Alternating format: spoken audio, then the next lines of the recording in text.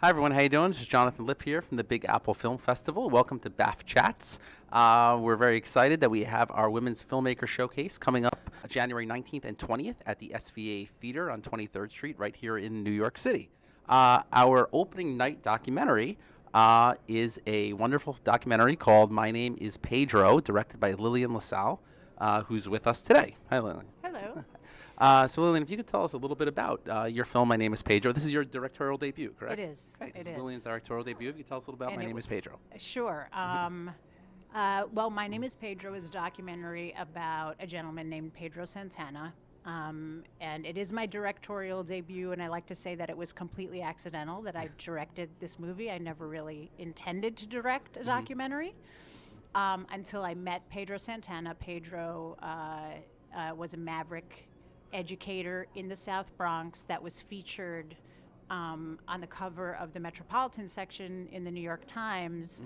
And I read this article about him, sitting in my house, and I was so intrigued by the article, which talked about how he was changing this school around in the South Bronx, this middle school, MS 391. But what was most intriguing about the article was the picture in the article, which had him sort of dancing with like a bunch of students around him. Right. And I kept flipping the page back and forth saying, where's the guy who's supposed to be associated, who's the principal of the school that they're talking about? And then I realized, oh, that's him. That's the guy that's dancing with his students. And I thought, that's really unique. That doesn't remind me of my principal when I was going to, elementary or public school when I was growing up in Brooklyn. And so I was very intrigued by the picture. It just looked like this place where they were having a party and everyone was full of joy. And that, to me, was not synonymous with public school. So at the time, I thought, because I also am a feature film producer, I thought, oh, maybe that would make, his story would make an interesting narrative feature. Yeah. And so I called the school, and he picked up the phone right away. And I didn't really have, because I wasn't expecting to reach him on my first try, I fully expected to leave a message and then maybe have to call again because I thought he just was written about in the New York Times and probably everyone's calling him. Yeah. He picked up the phone right away and we agreed to meet the following day. And it was upon meeting him and being in his presence that I thought, wow, this guy he's a documentary. Someone should really make a documentary about this guy. And that's how it started. That how receptive was he when you approached him with this idea that you wanted to make a feature documentary about him? Yeah, well, at first I think he was really excited that there would just be a movie about him. Yeah. And at that time, a lot of producers actually had called him and reached out to him because of that New York Times article. And wow. I thought, oh darn, he's, who am I? Like I'm, I'm not one of the big guns, but he called me and said, I met with a lot of people and I really, really like you. And so, I'm Wow. excited about making a movie. And then I had to call him and break the news that, I really see this as a documentary. And he said, well, how much do you know about documentaries? And I said, nothing. I know nothing about making documentaries. And I said, but I have a feeling that's the way to go. That's what my gut instinct tells me. And he said, okay. And that was the thing about Pedro, is that he said yes. He was, when people watch the film, they get the idea that this person was very unique. He was open to experiences. In fact, in the film, he says, I'm open for impact. Right. Whereas a lot of people may have been wanting to know a little bit more about me or ask around, or he was just sort of like, yeah, I like you. Oh, make a documentary, okay. And from there, he was really an open book. Yeah. How about his family? I know he has sisters, and how were they? They were. How were they receptive to it when you approached? Pedro's family was so great. They were so great. So open to me. I did a lot of interviews in his home, in his parents' home, and from day one, they just opened their doors to me, and they were so excited that someone was celebrating what Pedro was doing. Right. And at every visit, there was a cooked meal of Spanish food, and I had to eat after every shoot. His father wouldn't let me leave if I didn't have some of his rice. So they were very, very receptive. Okay. Yeah. And now, what about? I'm not to give away too much of the film, but just in terms of interacting with the school system. I know there are a few scenes where there's board meetings and ARAD and things like that. Bringing the cameras into these meetings and these panels of people being up there, knowing that the camera's rolling.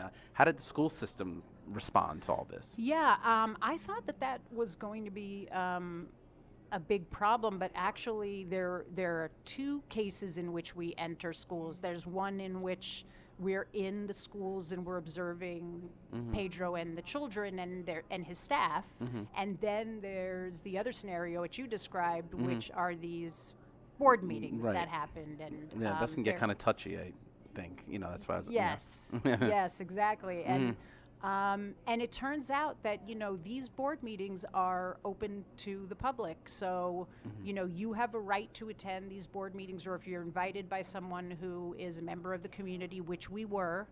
And we weren't the only cameras in the room. There were other cameras shooting in that room as well.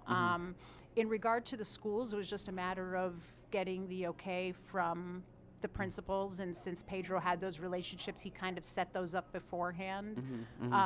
So we didn't really have to deal much directly with the Department of Education and going through the red tape and all that, because we were shooting Pedro. We weren't there to interview children. We weren't there to to observe what was going on in the classroom or make anyone uncomfortable. We were just following Pedro. And when we presented it that way, it was understood that because he was okay with that and that's what he wanted, we never had a problem with access. Okay.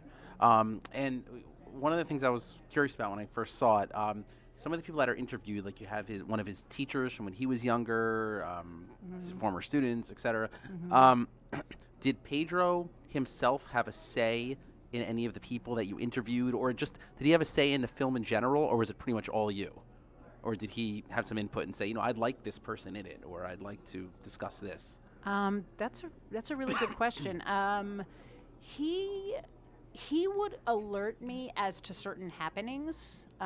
Since you saw the film, we don't want to give too much away. Right. A lot happens during the 5 years that I followed Pedro. But he wouldn't necessarily say, I want you to interview this person, I want you to interview that. That was really all me. Okay. And my goal was to simply follow him. I let him lead me through his life. So in that way, he was the leader of the film, or the Pied Piper, as he's called in the film. Right. But as the filmmaker, I was given complete creative control. He never questioned why I wanted to talk to someone. He never asked, well, where are we going with this story exactly? And in that way, he really was the perfect subject, especially for a first-timer like myself. Right. He didn't present any challenges or any discomfort around me shooting. And one of the best pieces of advice I got when I started making the film, I had in my first year a certain number of hours of footage, and I spoke to a professional in the industry, sort of thinking, well, that's a year, that's a long time, and I've got all this footage, and I guess it's time to edit now, or so I don't know what I was thinking, Really, the whole process has been a learning experience. And this particular person said, well, first of all, you're far from done. And I said, I'm so glad you said that, because I would have no idea what the story is right now. And the best piece of advice that I got, which is what he gave me, was just keep shooting. Just Yeah. keep shooting and don't watch the clock and don't look at the calendar, and the ending of that shooting period will reveal itself. Right. And right. it really is incredible Mhm. that Pedro allowed that to happen. Mhm.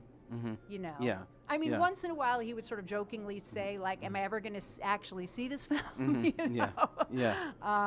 Yeah. But he really trusted the process. Yeah. And I'm glad that we let that happen, because if we hadn't, we wouldn't have had the story that we have now, which Yeah. is a very intense, up and down ride, Right. or journey, if you will, Right. through what Pedro experienced. Yeah, and the film certainly is bound to spark some debate, and those who see it will understand what I mean when you see it. When you initially took on the project, did you intend it to spark a debate, or was that just a result that came from? No, I had Yeah. had no idea. Yeah. When I started the project, I thought, I'm really interested in this guy. Yeah. And so I saw it more like a character piece,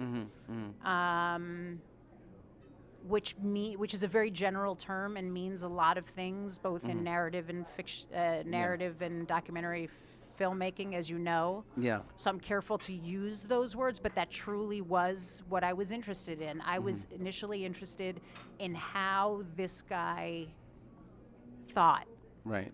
how he approached the world, how he affected people Yeah. around him, how infectious he was. And I thought that was what was really interesting to me. Yeah. And so one of the things, ironically, that I would say, like, you know, if I had a T-shirt, I would have probably written it on a T-shirt, because of the first couple of years of making the film, I was saying, I'm not making a film about education.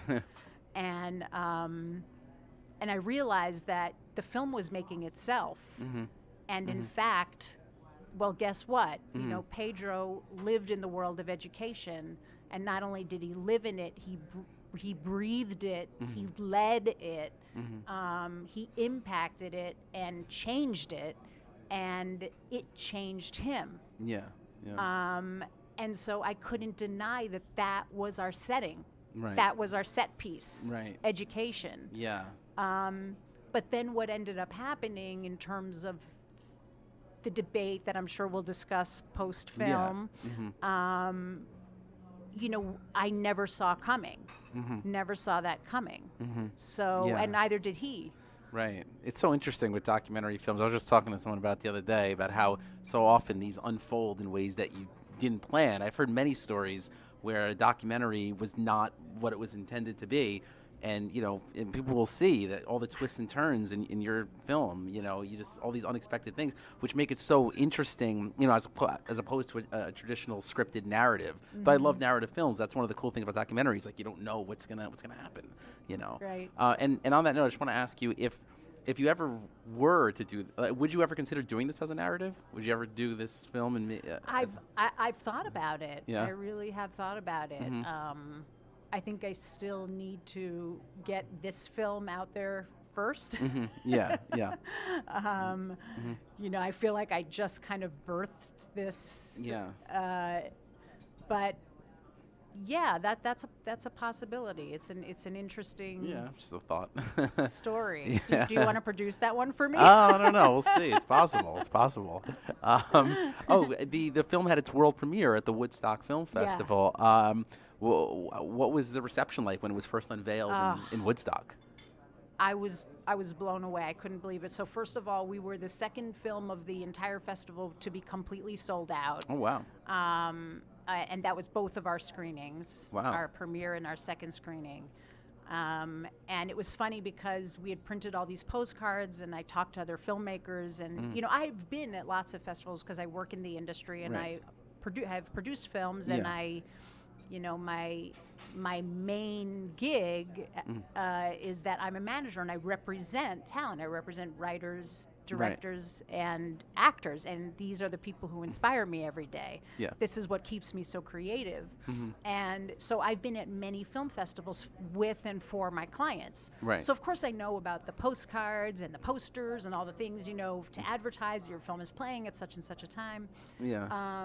And so we made postcards, and I thought, okay, I'm going to go up to Woodstock a couple of days early. Yeah. And I'll be like handing out postcards at, I don't know, the grocery store and restaurants, and doing all this sort of, publicity, to come see the film. So to make sure that there were not any empty seats. Yeah. And on my first day there, I was there, putting something up at like the festival headquarters. And one of the other filmmakers looked at me and said, "You realize your film's sold out, right? Like, you don't have to put your postcards up anymore." They were almost like mad at me. Yeah. Yeah. But the reception was amazing. I don't know if it was the poster design. Right. Maybe it was a poster that was so intriguing. I think there's just such a community around it, dealing with the school systems in New York. There's just a community. I think that's a huge part of it. I think so too. It's a very inspirational story. It is. But I wondered, like, how did people know that? How did people know to show up? How did people, click out of all the films at the festival, click on that one and have that be like such a focus film? And then the reception afterwards. People were crying, and that's great. We had a party after, and people were telling me how the film changed them, and that they want to show it at their local schools and their community centers and their temples and their churches, and their it was really very moving. And Woodstock is a great festival. Yeah, no, I go every year. I know it's great, and it's a great town. So great, and Meira Blaustein is just terrific, and she really made me feel so welcome. As a first-time filmmaker. Yeah. I felt very, very honored to be there. Yeah, it's exciting for a first-time filmmaker to be in Woodstock and to have that, type of reception and to have people coming up to you like that. It's got to be just such an amazing feeling. That's great. Okay, so My Name is Pedro is our opening night feature documentary playing on Friday, January 19th at 6:30 p.m. at the SVA Theater on 23rd Street right here in New York City, directed by Lillian LaSalle. Thank you so much for joining us. Thank you. Thank you. My name is Pedro.